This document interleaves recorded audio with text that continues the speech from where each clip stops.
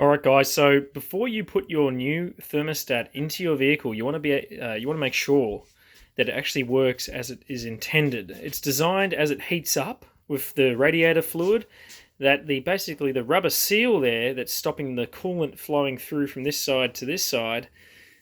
That seal will open up as the temperature increases. There's a special material inside this kind of copper pipe here called paraffin wax. And as it heats up, the spring releases and basically opens up that valve. So what you're going to do is you're going to place it into a pot of water, bring it up towards the boil, and you should start to see this valve open. You'll actually see a gap open up in between here where the rubber seal is.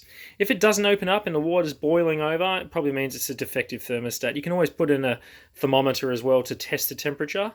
But in general, as you start to see bubbles in the actual pot itself, you should start to see that valve open up.